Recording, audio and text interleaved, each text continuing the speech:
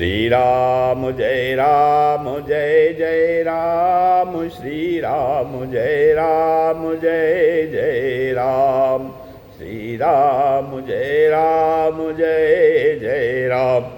ओम श्री गणेशाय नमः। ओम श्री गुरुवे नमः। ओम श्री सीतारामचंद्राभ्यां नमः। ओम उमा महेश्वराभ्यां नमः। ओम श्री एकादशी दक्षेश्वराम सरकार सिंहते नमः। शांताकारं भुजगशयनं पद्मनाभं सुरेशं विश्वाधारं गगनसदृशं मेघवर्णं शुभांगं लक्ष्मीकान्तं कमलनयनं योगिभिर्ध्यानगम्यं वन्दे विष्णुं भवभयहरं सर्वलोकैकनाथं। यं ब्रह्मा वरुणेन्द्ररुद्रमरुतः स्तुवन्तु दिव्यैस्तवै वेदैशाङ्गपदक्रमोपनिषदैर्गायन्ति यं सामगा ध्यानावस्थितद्गतेन मनसा पश्यन्ति यं योगिनो यस्याहन्तं नखविदुसुरासुरगणा देवाय तस्मै नमः। नीलाम्बुजश्यामलकोमलाङ्गं शीतः पाणौ महासायकचारुचापं नमामि रामं रघुवंशनाथं। लोकाभिरामं रणरङ्गधीरं राजीवनेत्रं रघुवंशनाथं। कारुण्यरूपं करुणाकरं तं श्रीरामचन्द्रं शरणं प्रपद्ये। आपदामापहतारं दातारं सर्वसम्पदां लोकाभिरामं श्रीरामं भूयो भूयो नमाम्यहम्।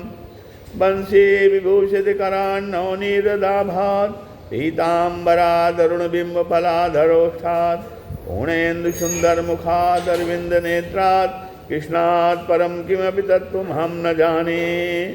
भवानी शङ्करो वन्दे श्रद्धा विश्वासरूपिणो याभ्यां विना न पश्यन्ति सिद्धा स्वान्तस्तमीश्वरं।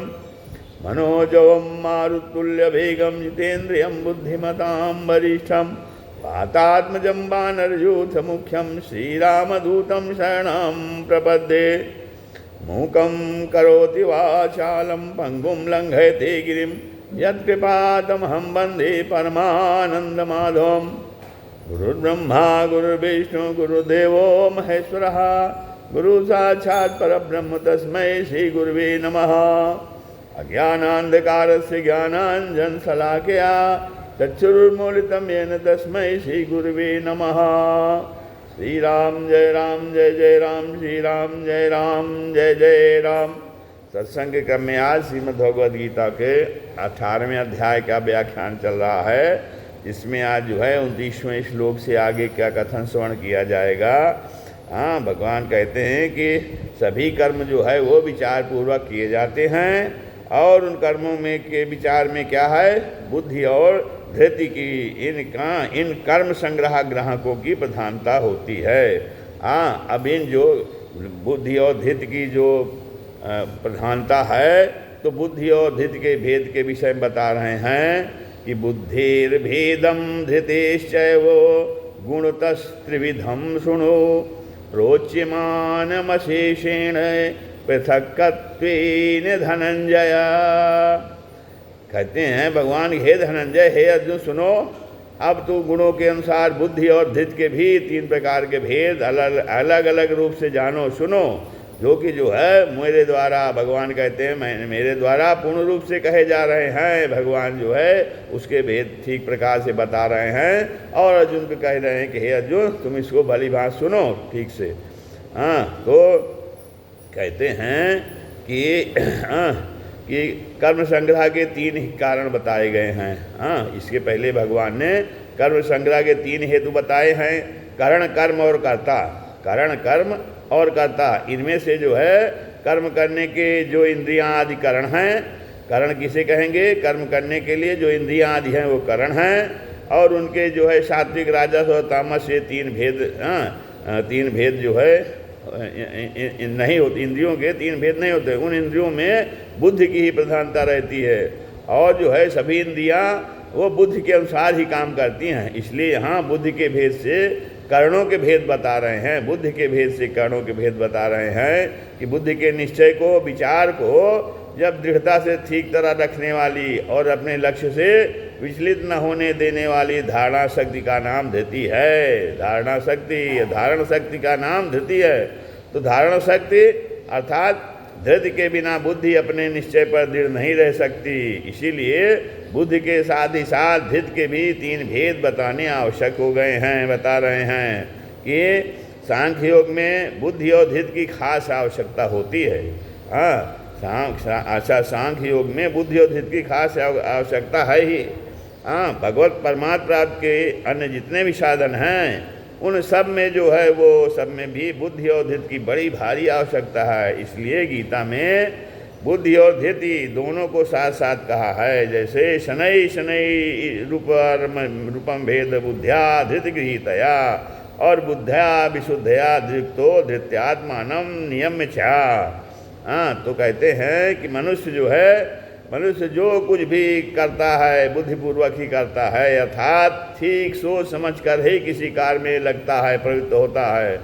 उस कार्य में प्रवृत्त होने पर भी उसको धैर्य की बड़ी भारी आवश्यकता होती है। उसकी बुद्धि में विचार शक्ति तेज है और उसे धारण करने वाली शक्ति जो है धृति श्रेष्ठ है। तो उसकी बुद्धि अपने निश्चित किए हुए लक्ष्य से विचलित नहीं होती। और जब बुद्धि जो है अपने लक्ष्य पर दृढ़ रहती है तब मनुष्य का कार्य जो है वो सिद्ध हो जाता है। बुद्धि अपने लक्ष्य पर दृढ़ रहनी चाहिए, दृढ़ संकल्प होना चाहिए, तब मनुष्य का कार्य सिद्ध हो जाता है। और अभिसाधकों के लिए कर्म प्रेरक और कर्म संग्रह का बताया गया, उसमें ज्ञान कर्म और कर्ता की ही खास आवश्यकता है। ऐसे ही साधक अपनी साधना में यदि दृढ़तापूर्वक लगा रहे, इसके लिए जो है क्या बुद्धि और धृति के भेद को जानने की विशेष आवश्यकता है, क्योंकि उनके भेद को ठीक जानकर ही वह संसार से ऊंचा उठ सकता है। किस प्रकार की बुद्धि और धृति को धारण करके साधक संसार से ऊंचा उठ जा सकता है और किस प्रकार की बुद्धि और धृति के रहने से उसे ऊंचा उठने में बाधा लग सकती है, यह जानना जो है वो साधक के लिए बहुत जरूरी है। इसलिए भगवान ने उन दोनों के भेद बताए हैं। और भेद बताने में भगवान का भाव क्या है? भेद बताने में भगवान का भाव यह है कि सात्विकी बुद्धि और धृति से ही साधक ऊंचा उठ सकता है और राजसी और तामसी बुद्धि और धृति से नहीं। तो अब धनंजय कहते हैं जब पांडवों ने राजसूय यज्ञ किया था तब अर्जुन अनेक राजाओं को जीतकर बहुत सा धन लेकर आए थे। इसी से उनका नाम जो है धनंजय पड़ा था। अब भगवान अर्जुन से कहते हैं कि अपनी साधना में सात्विकी बुद्धि और धृति को ग्रहण करके गुणातीत तत्व को प्राप्ति करना ही वास्तविक धन है। इसलिए तुम इस वास्तविक धन को धारण करो, वास्तविक धन को धारण करो, इसी में तुम्हारे धनंजय नाम की सार्थकता है। अब बुद्धिर्भेदम धृतेश्चैव गुणतस् त्रिविधम विष्णु। भगवान कहते हैं कि बुद्धि भी एक है और धृति भी एक है। बुद्धि भी एक है और धृति भी एक है, परंतु जो है जब गुणों की प्रधानता हो जाती है तो गुणों की प्रधानता से उस बुद्धि और धृति के भी सात्विक राजस और तामस ये तीन भेद हो जाते हैं। और उनका मैं ठीक ठीक भगवान कहते हैं आपको बता रहा हूँ और थोड़े में बहुत विशेष बात भगवान बता रहे हैं कि इनको अर्जुन से कह रहे हैं कि हम थोड़े में ही सारी बातों का विशेष बातों का ठीक ठीक विवेचन कर रहे हैं। उसको तुम हे अर्जुन मन लगा करके ध्यान देकर ठीक तरह से सुनो। तो धृति श्रोत्रादि कर्णों में नहीं आई है। धृति जो है धृति श्रोत्रादि कारणों में नहीं आई है। इसलिए भगवान जो है चयो पद का प्रयोग करके कह रहे हैं कि जैसे बुद्धि के 3 भेद है बता रहे हैं, ऐसे धृति के भी 3 भेद हैं। तो साधारण दृष्टि से देखने पर तो धृति भी बुद्धि का ही एक गुण दिखती है और बुद्धि का एक गुण होते हुए भी धृति जो है बुद्धि से अलग और विलक्षण है, क्योंकि धृति स्वयं काफी अर्थात स्वयं अर्थात कर्ता में रहती है। तब उस धृति के कारण ही मनुष्य बुद्धि का ठीक ठीक उपयोग कर सकता है। धृति जितनी श्रेष्ठ और सात्विकी होगी साधक की साधना में बुद्धि उतनी ही स्थिर रहेगी और साधन में बुद्धि की स्थिरता की जितनी आवश्यकता है उतनी आवश्यकता मन की स्थिरता की नहीं है। हाँ, जो है एक अंश में अणिमा आदि सिद्धियों की प्राप्ति में मन की स्थिरता की आवश्यकता है, परंतु पारमार्थिक उन्नति में तो बुद्धि के अपने उद्देश्य पर स्थिर रहने की ही ज़्यादा आवश्यकता है। हाँ, क्योंकि बुद्धि के द्वारा तो अपना ध्येय अच्छा लक्ष्य ठीक ठीक समझ में आता है और धृति के द्वारा कर्ता स्वयं उस लक्ष्य पर दृढ़ रहता है।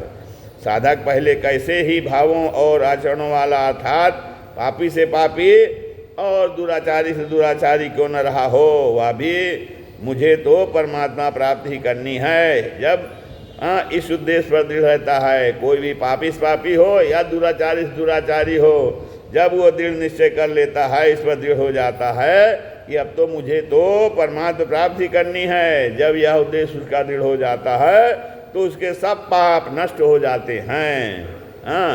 तो अब साधक की बुद्धि भी सात्विकी हो और धृति भी सात्विकी हो, तभी साधक जो है अपने साधन में दृढ़ता से लगा रहेगा। इसलिए इन दोनों के ही भेद जानने की आवश्यकता है। पृथकत्वेन उनके भेद जो है वो अलग अलग ठीक तरह से भगवान कह रहे हैं, हम आपको बता रहे हैं। अर्थात बुद्धि और धृति के विषय में भी क्या क्या भेद हैं उनको भी कह रहे हैं।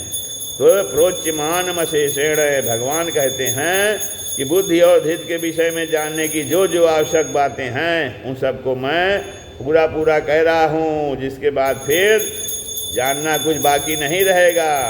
अब भगवान जो है सात्विकी बुद्धि के लक्षण बता रहे हैं कि सात्विकी बुद्धि क्या होती है। तो भगवान कहते हैं कि प्रवृत्तिम चा निवृत्तिम चा कार्याकार्ये भया भये बंधम मोक्षम च यावेति बुद्धि सा पार्थ सात्विकी।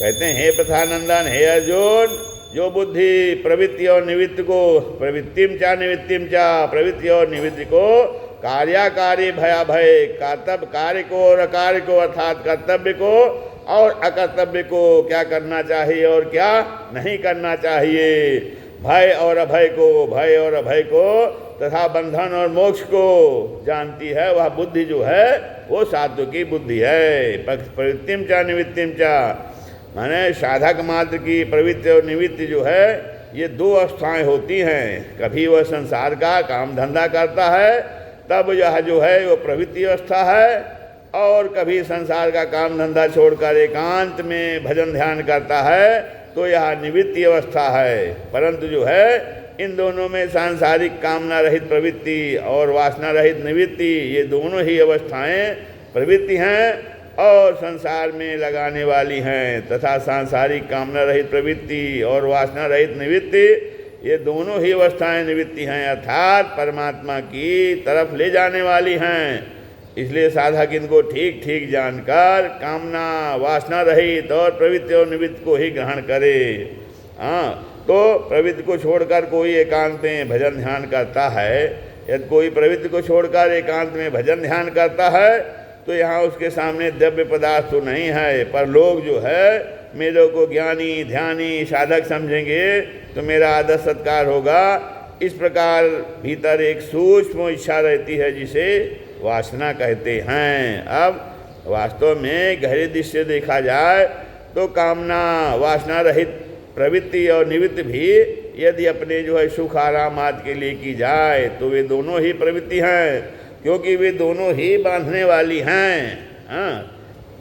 अर्थात उनसे अपना व्यक्तित्व नहीं मिटता। परंतु यदि वासना कामना वासना रहित प्रवृत्ति और निवृत्ति, यदि कामना वासना रहित जो है प्रवृत्ति और निवृत्ति दोनों केवल दूसरों के सुख आराम और हित के लिए ही की जाए तो वे दोनों ही निवृत्ति हैं, क्योंकि इन दोनों से ही अपना व्यक्तित्व नहीं रहता।